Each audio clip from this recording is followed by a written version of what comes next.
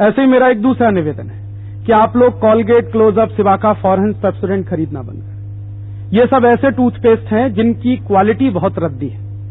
आपने देखा है कि कॉलगेट, क्लोजअप, सिवाका, फॉरहेंस, पेप्सोडेंट किसी भी टूथपेस्ट पर आईएसआई मार्क नहीं, एग मार्क भी नहीं है। एक बार मैंने भारत सरकार के एक अधिकारी को पूछा कि ये सब टूथपेस्ट पर आईएसआई मार्क नहीं है, एग मार्क नहीं है, क्यों? तो उस अधिकारी ने कहा कि राजीव भाई, आईएसआई मार्क, एग मार्क उन चीजों को मिलता है जिनमें क्वालिटी होती है। अब इनमें क्वालिटी नहीं तो कैसे दे दे? फिर मैंने ये पूछा उस अधिकारी को कि ये बनते कैसे हैं कॉलगेट, क्लोजअप वगैरह, तो उसने कहा मैं बताऊंगा तो आपको भरोसा नहीं होगा, आप खुद जांच करा लीजिए कैसे बनते। तो हम लोगों ने कॉलगेट की जांच कराई, क्लोजअप की, सिवाका की, फॉरेंस की, पेप्सोडेंट की। आप पूछोगे कहां जांच कराई? पुणे नाम का एक शहर है, वहां पर हिंदुस्तान की सबसे बड़ी जांच करने वाली प्रयोगशाला है, वहां पर हमने जांच कराई।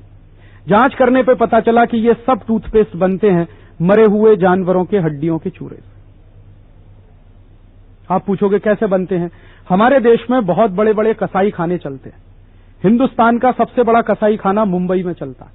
आपको मैं उसका पता देता हूं, आप देख के आइए। घाटकोपर नाम का एक स्टेशन है मुंबई में, वहां आप उतर जाइए और ऑटो रिक्शा में बैठ जाइए और उसको कहिए कि ले चलो जरा देवनार, और वो आपको कसाई खाने के सामने ले जाके छोड़ दे। मैं जब पहली बार गया तो मैंने ऑटो रिक्शा वाले को कहा, उसने वहीं गेट पे ले जाके छोड़। मैंने देखा वहां लिखा है देवनार कत्ल कारखाना। जानवरों का कत्ल होता है, उनका मांस बिकने के लिए चला जाता है। उनकी जो हड्डियां निकलती हैं उनको ये पेस्ट बनाने वाली कंपनियां खरीदती हैं। उन हड्डियों को वो धूप में सुखाते हैं।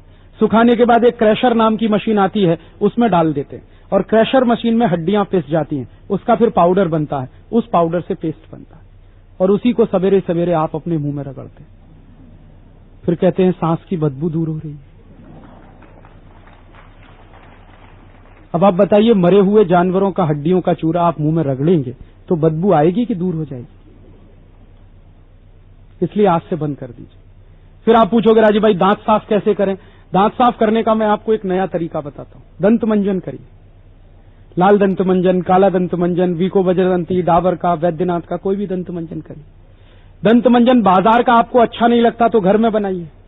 और घर में दंत मंजन कैसे बनता है? आप किसी आयुर्वेद की दवा दुकान पर जाइए और आयुर्वेद की दवा की दुकान से त्रिफला चूर्ण खरीद कर ले आइए और 100 ग्राम त्रिफला चूर्ण ले आइए, उसमें 10 ग्राम मीठ मिलाइए, दंत मंजन हो गया। उससे दांत साफ करिए। या फिर आप ऐसा करिए, थोड़ा सा मीठ लीजिए, उसमें 1 बूंद सिंगदाणे का तेल मिलाइए, थोड़ा सा उसमें हल्दी पाउडर डालिए, उससे अच्छा दंत मंजन पूरी दुनिया में कोई नहीं। रोज करिए, दांत भी साफ रहेंगे, मसूड़े भी मजबूत बनेंगे। क्योंकि दंत मंजन करने से क्या होता है, उंगली से मसूड़ों की मालिश होती है और मसूड़ों की जितनी मालिश होगी मसूड़े मजबूत बनेंगे और मसूड़े मजबूत होंगे तभी दांत मजबूत होंगे। या फिर एक काम ऐसा करिए, लिम्बा की काड़ी तोड़िए, उससे दातुन करिए। 50 पैसे में एक नीम की दातुन मिलती है जलगांव में। आप सब एक एक दातुन खरीदिए तो क्या होगा, वो गरीब आदमी जो दातुन बेचता है उसको कुछ रोजगार भी मिलेगा।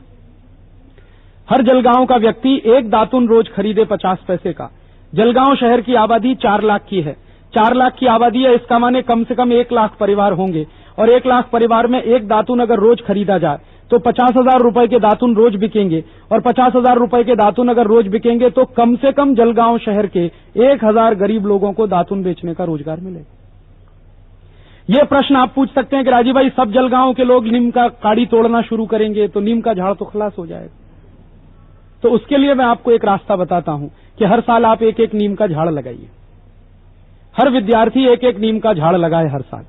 कब लगाना? जब आपका जन्मदिन आए तब। जन्मदिन सबसे अच्छा दिन होता है, उस दिन सबसे अच्छा काम करिए, नीम का झाड़ लगाइए। इससे एक फायदा होगा कि जन्मदिन मनाने की एक अंग्रेजी परंपरा हमारे घर में घुस गई है, वो बाहर निकल जाएगी। आपको मालूम है कुछ पढ़े लिखे पागल लोग जन्मदिन कैसे मनाते? कहीं से केक खरीद लाते, फिर मोमबत्ती ले आते, केक के चारों तरफ मोमबत्ती लगाते, पहले दिया सलाई से जलाते और इतने पागल हैं कि फिर फूंक मार मार के बुझाते। अब आप उनको पूछो कि उसको बुझाना था तो जलाया क्यों? और आपको मालूम है घर में जलता हुआ दीपक कब बुझाते? जब कोई मरता है ना, तो जन्मदिन मनाते हैं कि मरण दिन?